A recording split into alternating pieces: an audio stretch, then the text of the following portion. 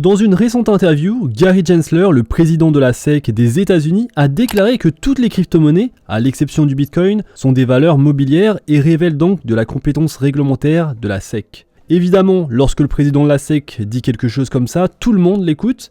La question, c'est la suivante. Si toutes les crypto-monnaies sont classées comme des valeurs mobilières, qu'est-ce que cela signifie pour nos investissements?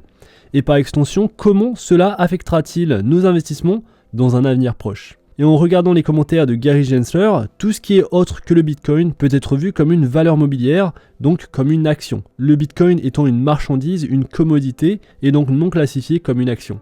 Avant de commencer, je voulais vous parler d'une offre que je viens de négocier pour vous avec la plateforme Bitvavo. C'est 10 € à l'inscription sur la plateforme Bitvavo sans aucune condition. Il suffit juste de vous créer un compte, de faire votre KYC. Une fois que c'est terminé, maximum dans les 2 jours, vous recevez les 10 €. Vous avez mon lien dans la description pour en profiter. C'est le partenaire de la vidéo et c'est un exchange basé aux Pays-Bas. C'est le plus grand exchange des Pays-Bas. Ils ont plus d'1 million d'utilisateurs, une interface très simple à utiliser. Ils ont une garantie des fonds jusqu'à 100 000 € s'il y a un accès non autorisé à votre compte. Et ils sont aussi partenaires de la Fédération de football des Pays-Bas. Et donc un exchange qui fait partie de l'Union Européenne, en plus tout en français, donc c'est très facile à utiliser. Vous pouvez investir dans plus de 180 crypto-monnaies et les frais sur la plateforme sont très bas. Et donc je vous mets mon lien en description, n'hésitez pas à profiter de cette offre. Alors dans les crypto-monnaies, tout d'abord, on peut trouver différents types de groupes, des groupes d'entrepreneurs tout simplement qui peuvent créer des entités dans des paradis fiscaux offshore. Ils peuvent avoir des fondations, ils peuvent engager des avocats. Aujourd'hui, et pour le dire autrement, chaque projet de crypto-monnaie n'est en fait qu'une société, une entreprise. Et ce que nous savons des crypto-monnaies, c'est qu'elles sont fondamentalement décentralisées et anonymes dans une certaine mesure. Mais si vous regardez la plupart des sociétés de crypto-monnaies aujourd'hui, à l'exception du Bitcoin, vous avez les noms des personnes qui dirigent le projet. Vous avez les fondateurs, l'équipe de développement et vous pouvez les contacter, ce qui signifie que vous avez des personnes que vous pouvez traduire en justice.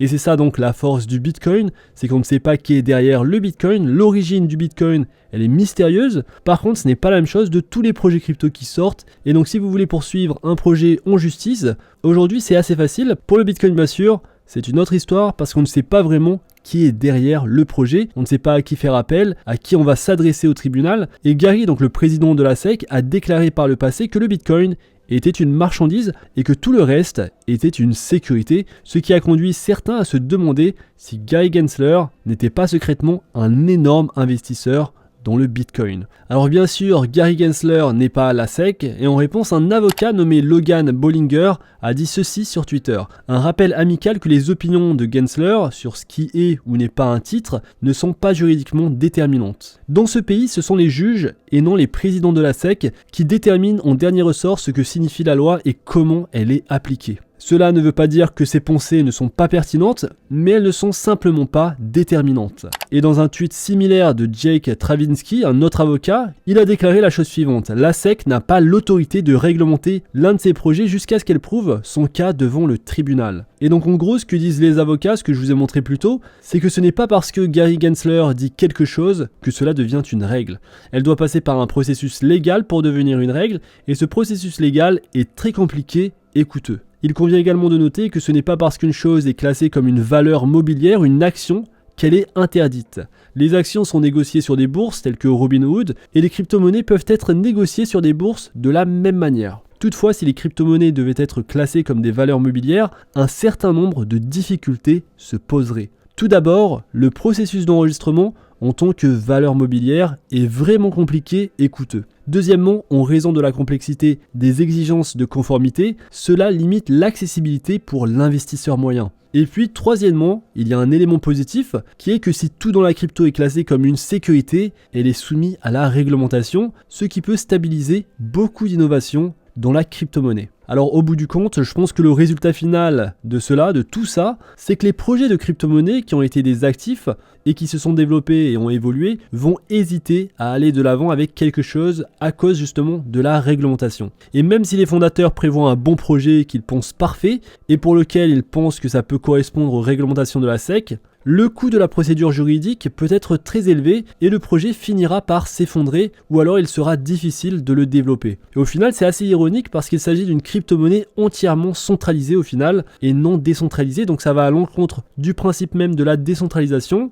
Et dans un tweet analysé par Gabriel Shapiro, nous voyons une analyse de la façon dont la SEC traite actuellement les crypto-monnaies. Gabriel a déclaré que jusqu'à présent, la SEC a principalement traité les tokens de deux manières. La première consiste à imposer des amendes et des exigences d'enregistrement, ce qui a échoué à chaque fois. Et en effet, le processus a été si coûteux que plusieurs entreprises ont fait faillite. La seconde, c'est une amende et l'ordre de détruire tous les jetons préimprimés et de se retirer de toutes les bourses. Les deux méthodes ont abouti à une convergence des jetons vers une valeur de 0. Alors Kin, la crypto-monnaie KIN, émise par Media Labs, la société qui a racheté un messenger, avait été en litige avec la SEC au sujet d'une vente de jetons qu'elle avait organisée en 2017. Kin était une véritable exception, en ne payant qu'une amende, et en plus, elle n'a pas eu besoin de retirer ses jetons ou même de les détruire. Mais aucun autre projet n'a jamais bénéficié d'une action comme celle-ci. Et donc même si nous venons de mentionner que le fait d'être un titre ne signifie pas qu'une crypto-monnaie est interdite, les experts disent que la plupart des projets crypto-monnaies vont finir par mettre la clé sous la porte parce qu'ils n'ont pas assez de ressources juridiques pour poursuivre ces affaires.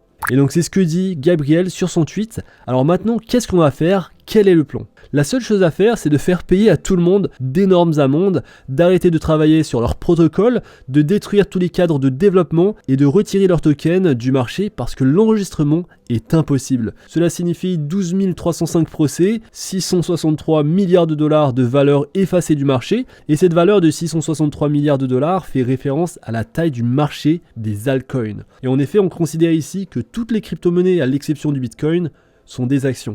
Alors si Ripple, le token XRP, gagne son procès contre la SEC, toutes ces déclarations de Gary Gensler et de la SEC seraient nettement moins valables. Et de ce côté-là, l'avocat général de Ripple, qui fait l'objet d'un procès pour vente de titres non enregistrés, avec donc la fameuse SEC des États-Unis, a pris la parole sur Twitter pour faire valoir que le président de la SEC, Gary Gensler, devrait être empêché de voter dans les procédures juridiques visant à déterminer si les actifs virtuels sont des titres. Et donc l'affaire de la SEC contre Ripple, elle est importante, car la SEC accuse Ripple de vente non enregistrée, et ce combat dure depuis plusieurs années, et Ripple ne peut pas régler ce problème. Ripple doit gagner ce procès, car si Ripple gagne ce procès, cela va aider vraiment toute l'industrie des crypto-monnaies. Et vous le savez, je vous ai fait une vidéo sur Ripple, je vous en ai parlé un petit peu. C'est un projet que j'aime beaucoup sur ses fondamentaux, et c'est vrai que tout investisseur dans les crypto-monnaies devrait se pencher sur le projet Ripple, et pourquoi il y a toute cette débâcle judiciaire autour du projet. Et donc même si vous n'aimez pas Ripple ou XRP, un projet qui se classe dans le top 10, si vous tenez à ce que l'espace crypto prospère et se développe de manière décentralisée, vous ne pouvez que souhaiter que Ripple ou d'autres projets gagnent ces combats contre la SEC. Et donc la titrisation des crypto-monnaies qui a commencé avec Ripple a également été attaquée lorsque la SEC a accusé Do Kwon, le PDG de Terraform Labs, de fraude aux lois sur les valeurs mobilières en classifiant 4 crypto-monnaies, la crypto-monnaie Luna, Terra, Mirror Protocol, comme des valeurs mobilières. La SEC a également accusé Gemini, un service de prêt et de dépôt offert par Genesis Global Capital, et l'échange, la plateforme d'échange Gemini Earn, comme une sécurité non enregistrée plus tôt cette année. Et donc on voit malheureusement beaucoup d'attaques sur des projets crypto, mais également sur des plateformes d'échange de crypto-monnaies,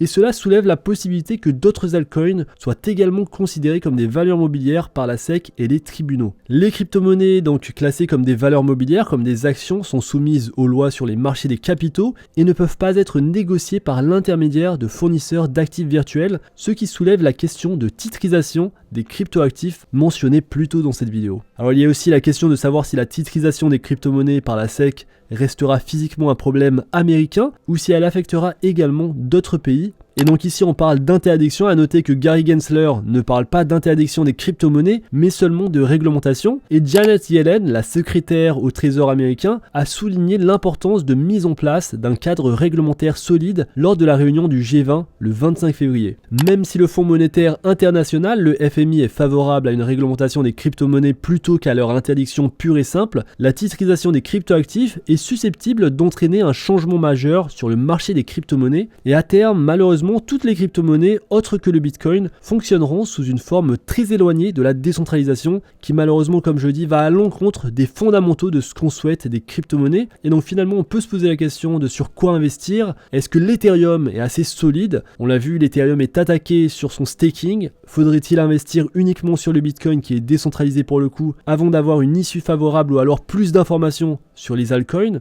Dites-moi dans l'espace commentaire ce que vous en pensez. En tout cas, ce qui est sûr, c'est qu'il y a beaucoup de mouvements en 2023, on parle beaucoup de ça, et donc il sera intéressant de voir comment tout ça se passe sur les prochains jours, les prochains mois, et surtout le cas de Ripple qui pourrait avoir d'énormes ramifications sur l'espace crypto. Et donc c'est tout pour aujourd'hui, j'espère que vous avez aimé cette vidéo. Si c'est le cas, n'hésitez pas à liker la vidéo, à vous abonner à la chaîne. On se retrouve très vite pour une prochaine vidéo. D'ici là, faites attention à vous, investissez bien et à la prochaine. Peace.